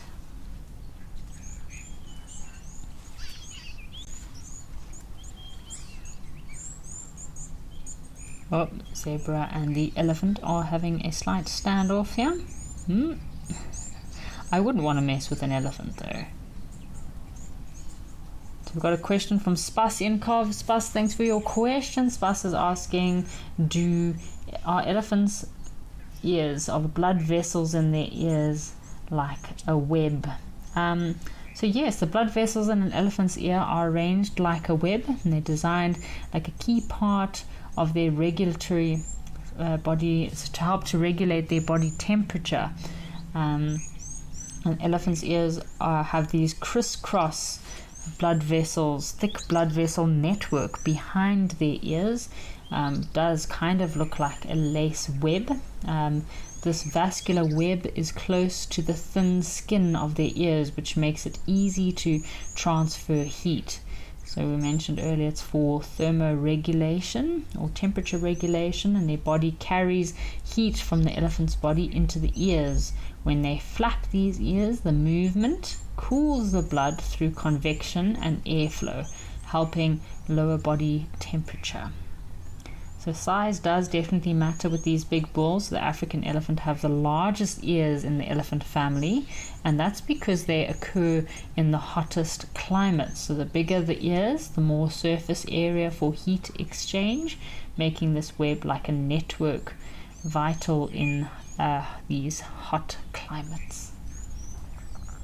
Wow, look at this. Isn't this lovely? We've got giraffe, we have zebra, and we have elephant.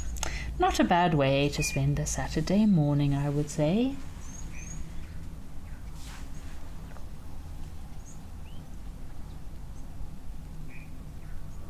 Quite a small herd of zebra, but I'm sure there will be some more joining us soon. Might just be the very eager, thirsty zebra that are up ahead. So we've got a good question here from Nina. Nina is asking, how do humans thermoregulate? So Nina, humans thermoregulate through a combination of physiological behaviors as well as hormone mechanisms. So that keeps our core body temperatures generally between 37 degrees Celsius, or that's about 98 degrees Fahrenheit. That's kind of your average normal body temperature. So sweating. It does help to cool us down. It is an evaporative cooling mechanism. So sweat glands produce water onto the skin, which evaporates through moving heat of the body, as well as shivering, so muscle activity. So in very cold weather, obviously your body gets rather cold and you start shivering in cold environments, and this helps the muscle contractions generate a lot of heat to help warm the body up.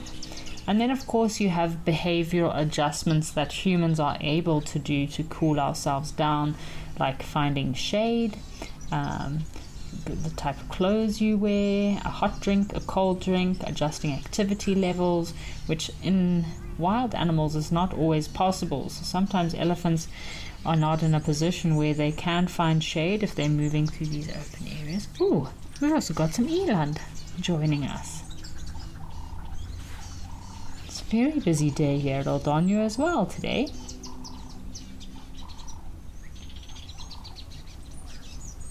We've had elephants, giraffe, eland. Oh, and we did have a troop of baboons earlier. This is the common eland found in Kenya.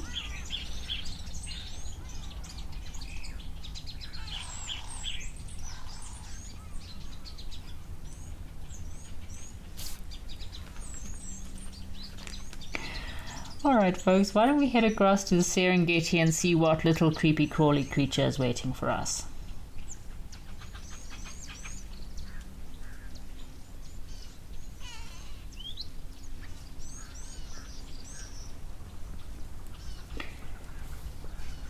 looky what we have here. Our resident little red-headed agama, or scientifically known as agama. These agamas are very brightly colored. I like to call them, their other nickname is the Spider-Man lizard. It's got that very prominent blue and red Spider-Man colors, very metallic as well. It looks like a little superhero. These are the males. The males are normally much brighter in color than the females. Females are normally a little bit of a drab color. So obviously, yeah, not just in the birding society, but also in a lot of the reptile societies, impressing a mate is all up to the male, so they're the pretty and more elaborately colored individuals. They are quite commonly seen across East Africa, including the Serengeti. It is quite a stunning little sun-loving reptile. Oh, I think he just caught something to eat.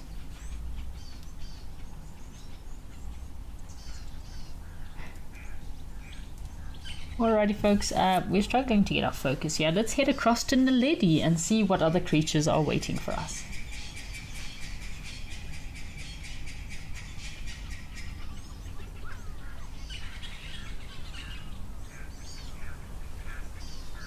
Oh, look what we have here folks. We are in the Kruger National Park at Naledi Bush Lodge, and we have a female impala with her little calf. So she has already rejoined the herd, and it's quite interesting behavior that she's doing right now. So if you have a look, it's quite disgusting, but she is licking her little calf's bottom, and that's helping to stimulate her little one to use the toilet. So when these little ones are quite small, they do struggle with their bodily functions, but when the female impala licks her calf's bottom, that helps to activate the digestive process, should we say.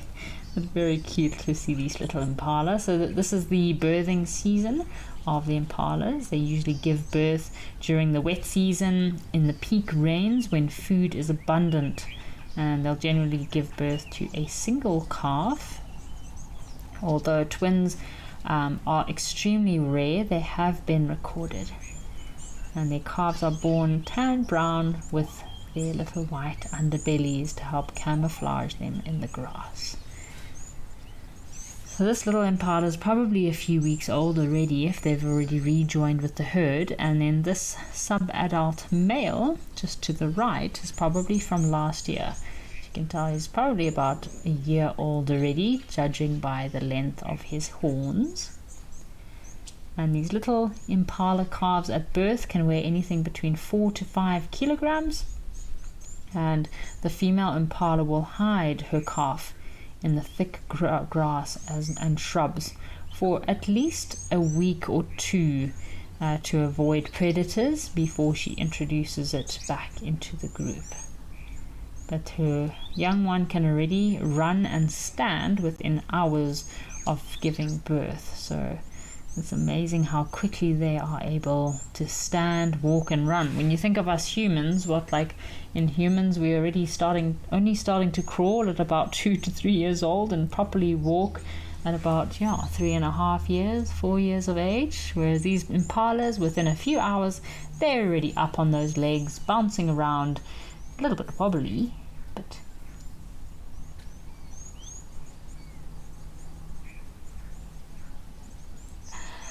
yeah, I will definitely agree.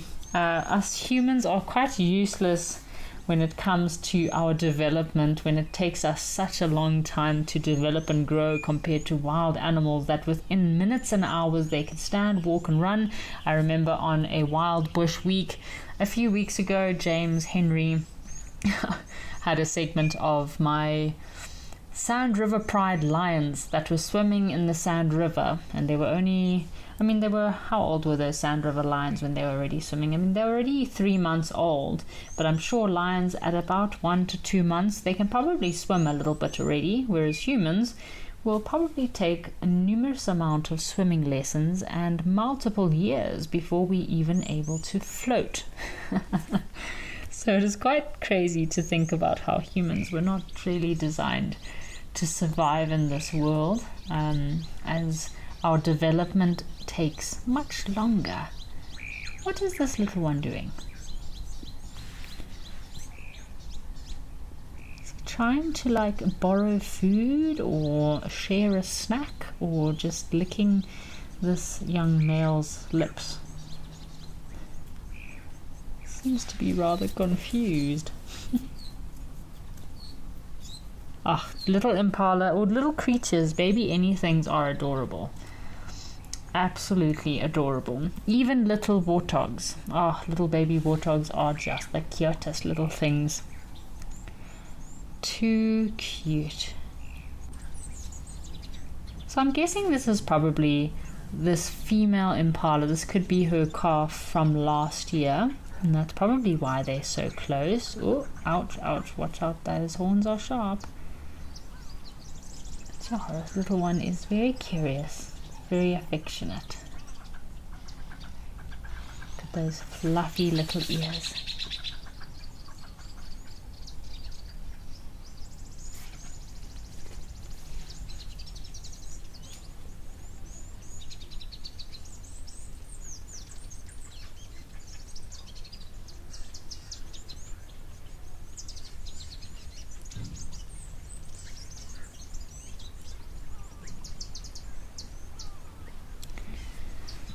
So lovely watching all these new little animals as they start erupting left, right and centre.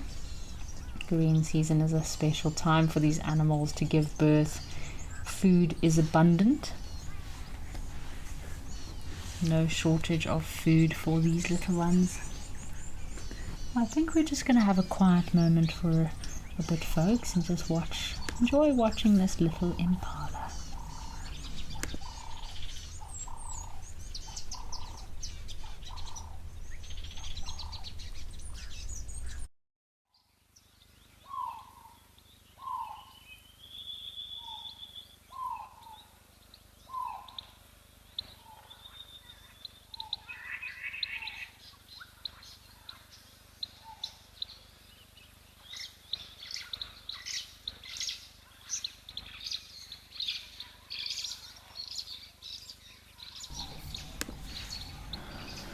So we've linked across to Lintore, and we have our resident lilac-breasted roller.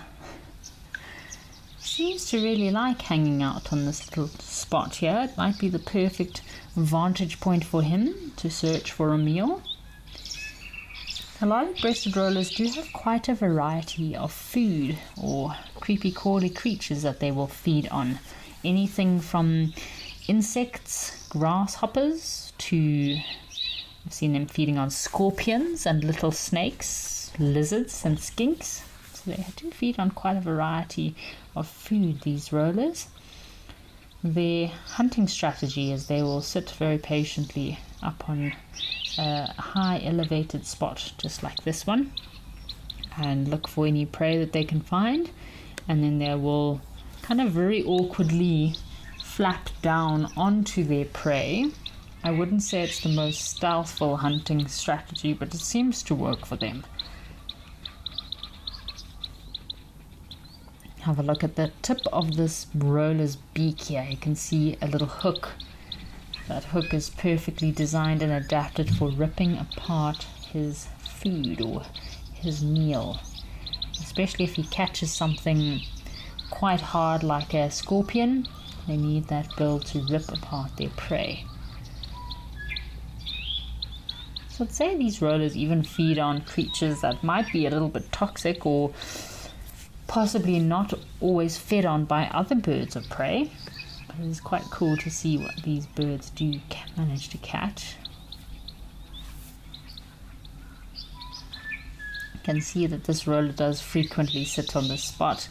There's quite a few little droppings. You can see the uric acid, the white uric acid in these droppings of this roller. So it's quite a regular spot that he visits. So rollers and bee eaters, they seem to be quite they have their comfortable spots or their special perching spots that they'll use quite frequently to hawk from, hunt from, rest, use as an elevated point. So often with bee eaters, if you want to take photos of bee eaters, it's quite cool because you can almost predict their behavior. They'll normally come back to the same branch or the same little piece of grass that's hanging across a road. So generally, if you just sit patiently enough and wait for them, they'll always come back to their same little perching posse. Although bee eaters are a lot quicker, they're like little hyperactive busy bees. They're moving constantly, feeding, flying from one branch to the next. I think some of us would struggle to keep up with bee eaters. If humans had to live a bee eater lifestyle, I don't think we would last very long, because bee eaters are constantly moving, constantly hawking for insects, feeding. When they're nesting, they have to work even harder to find food for their little ones. So the difference in the hunting strategy between the rollers and the bee eaters. So bee eaters have to have, both bee eaters and rollers have incredible eyesight, but bee eaters have to be a lot quicker and a lot more agile in their hunting strategy, because they'll catch insects on the wing, which is quite a chore, as opposed to this roller that just kind of, yes, he has to locate a prey, triangulate the exact location, but they're not as agile and quick, I would say, as a bee eater. Bee eaters are more your short distance. If they were runners, I think they'd be your short distance, fast, speedy little creatures, whereas lilac-breasted rollers, they're more in it for the long haul, the long game. They're very good with their patience.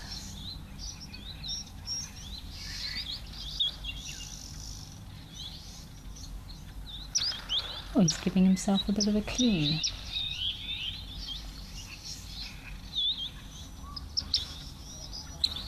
One of the most colourful birds of Africa, isn't he beautiful?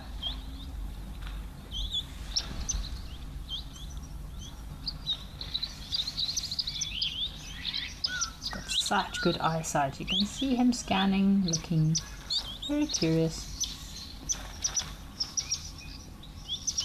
Waiting for a little insect to make the wrong move. So we've got a question here from Charlie. Charlie's asking, are birds with longer tails more dominant? So the relationship between tail length and dominance in birds isn't universal, but in some species, longer-tailed birds can signify fitness, their status, dominance, especially in males, like your wider species at the moment in South Africa. A lot of our widers are transitioning, turning black, having long tails, pin-tailed widers, for example, another one, your paradise widers. But generally can be a good feature to determine sex, or social dominance. So many birds' long tails are a sexual sign, to help you understand which is the male, which is a female, if they're in breeding season as well. But yeah, generally these males that do grow longer tails in the breeding season, as soon as the breeding is finished, they will actually cut those tail feathers off, or the streamers. They'll cut them off because it hinders their flying ability. So it makes them more vulnerable to larger birds or to predators. So Kolaja has sent through a comment. Oh, lilac-breasted roller, hello gorgeous. Yes, this lilac-breasted roller is gorgeous, isn't he? Very special bird. I do like the racket-tailed rollers also. They have long trail feathers as well. And then of course you've got the broad-billed rollers and purple rollers, which are very similar. They don't have long trail feathers. They're mostly a maroonish purple color, and then they've got a yellow bill. It is quite easy to get the broad-billed and purple roller confused, but they have different distributions, different times of the year that they travel, and then of course they have different habitats too.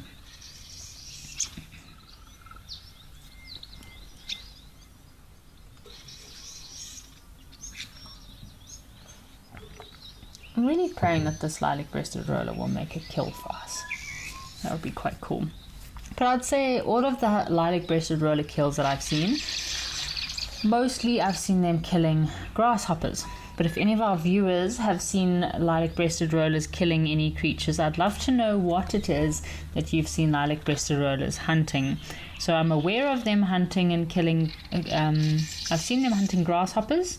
I've seen one with a little skink, unfortunately. And I've seen photos of lilac-breasted rollers with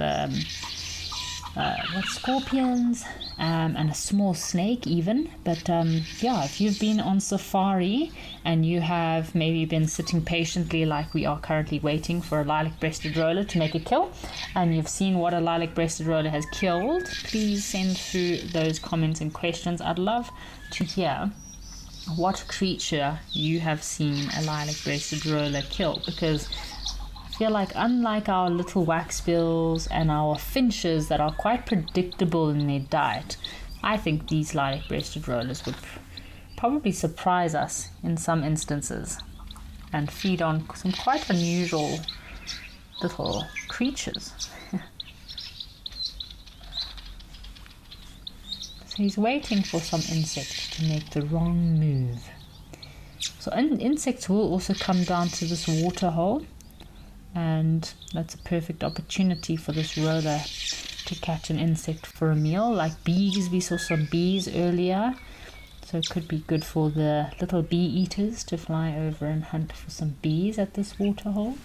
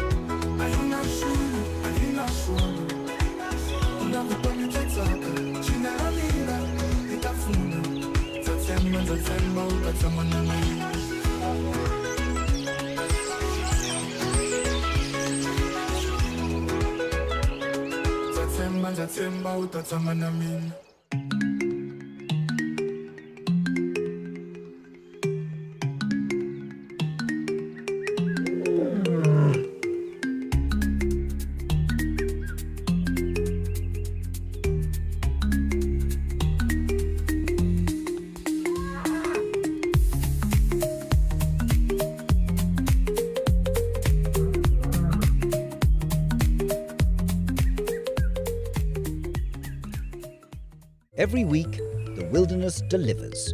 And that's why we're here. Drama, chaos, crimes, humour. All moments you'll never forget. We've counted them down, argued about them, and finally picked the very best.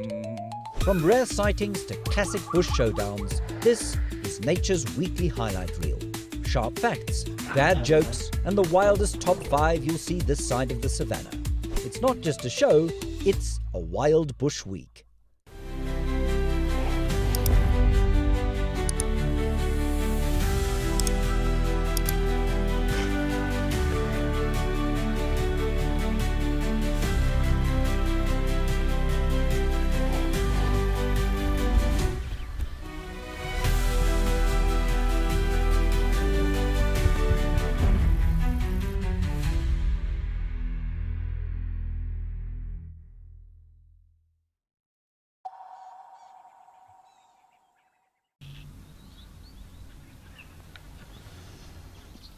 So you can understand now how these rollers, they are known for their beauty, not for their song.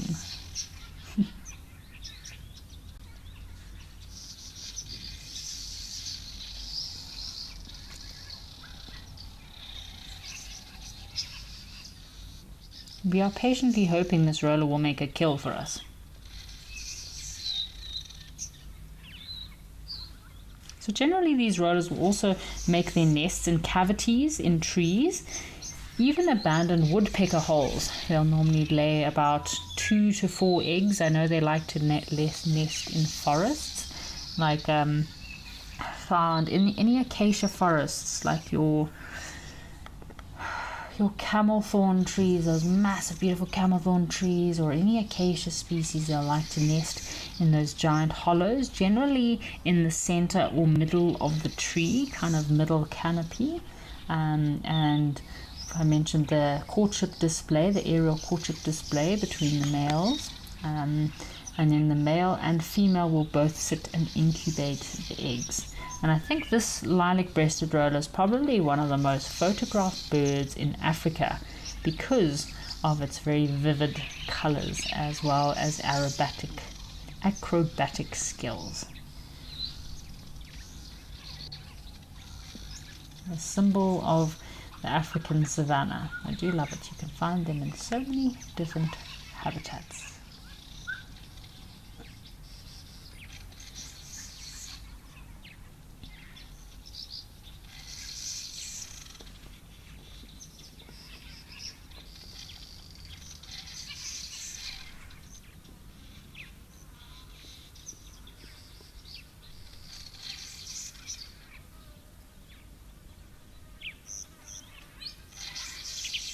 Is he gonna make a kill? Is he not gonna make a kill? I'm not too sure. I was hoping he would make a kill for us. Alright folks, we're gonna give up on our roller. We'll keep an eye on him and come back if there's any action. In the meantime, let's head over to the Serengeti.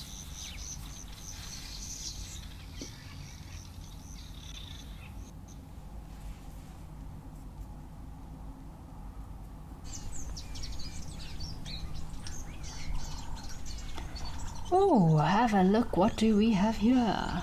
So we're over in the Serengeti at Explorer, and we've got some zebra and what looks like the waterbuck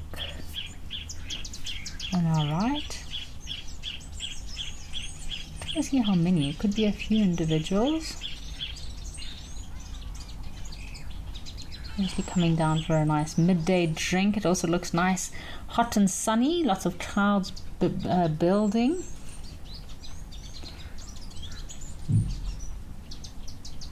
Could be a nice rainy day, maybe a rainy afternoon here in the Serengeti.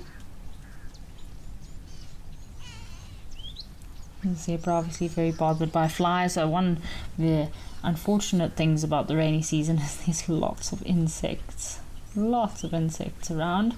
So I think those waterbuck we saw are the Defasa waterbuck. So you could see they were lacking of the prominent ring on their bottoms, and this is meaning that they're the Defasa waterbuck. So they generally occur in southern Kenya, mainly in Tsavo, Amboseli, as well as coastal regions. So they're found in very similar habitats as the common waterbuck.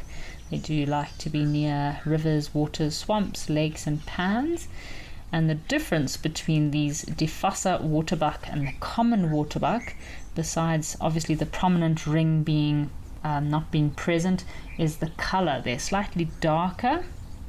Their coats are a slightly darker color than the common waterbuck. And males do also carry very long curved horns in both species. Yeah. Very, very long. Oh, these look like youngsters though. Have a look at these guys. This youngster's standing a bit awkwardly at the waterhole, but yeah, nice to see. Oh wow, there's lots of them. Some of them are hiding in the shade. So such a lovely afternoon, nice and warm, although I feel like it is probably quite humid here in the Serengeti. It looks like those clouds are brewing. Definitely coming in for some very warm weather. I saw quite a few of these Defasa waterbuck when I was in Kenya. I won't say they were very common around the Nkewa area, but definitely when we went exploring up into the wild west of the Sand River, there were a lot more herds up in that area.